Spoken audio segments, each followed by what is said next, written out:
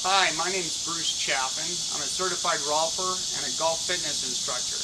And I'm here today to talk to you about pain in the wrists and the forearms. I had a client recently came in talking about the pain he experiences in his wrists every time he plays golf. Lasts for about a day or two. He told me it's gotten to the point where the only time he can play is right after a good hard rain or first thing in the morning after the sprinklers have gone off at the golf course and the fairways are real soft and damp. When I had him demonstrate his swing to me, it was very obvious that he swings down on the ball and traps it into the ground. Well, he's been playing this way ever since he was a young kid, and he's down to about a 4 handicap. But the problem is now he can't play golf very often. He wanted to know what we could do about it. After a brief history, also finding out what he does for an occupation, we find out that he does a lot of typing and a lot of mousing at work on a daily basis, which can also aggravate these forearm tissues. So we decided to have him take off golf for about a week or two as we tried to do some soft tissue release work in his forearms, hands, and wrists. And I'll show you what that looks like. So let's take a look inside. Even though this is a picture of a leg, it gives you a good idea of what the inside of the forearm looks like.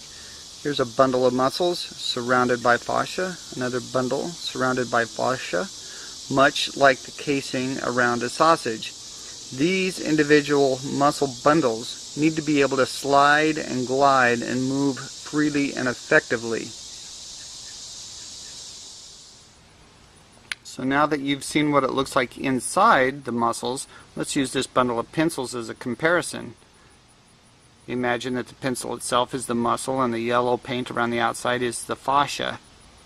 What needs to happen is each individual muscle in your arm needs to be able to slide and glide nice and easily as each movement occurs in your hand, in your wrist.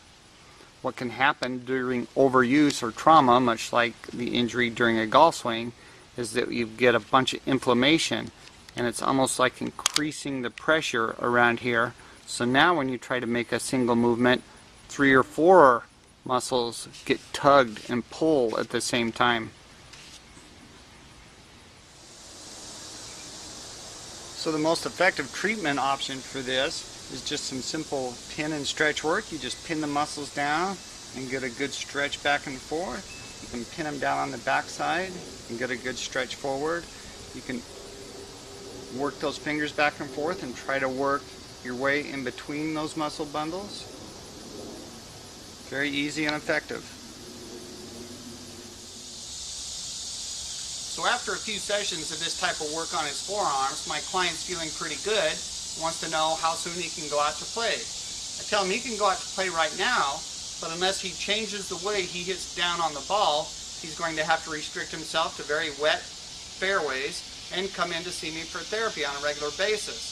So that leads us to the next step, which would be to look at a different swing. Instead of hitting down on the ball, maybe hitting through the ball and up to a tee finish, which is exactly what a peak performance golf swing is. That's when I tell him to go online, look at the logic behind it, and see if it looks like something he may be able to adapt. Change isn't easy, but the choice is his. It depends what he wants to do.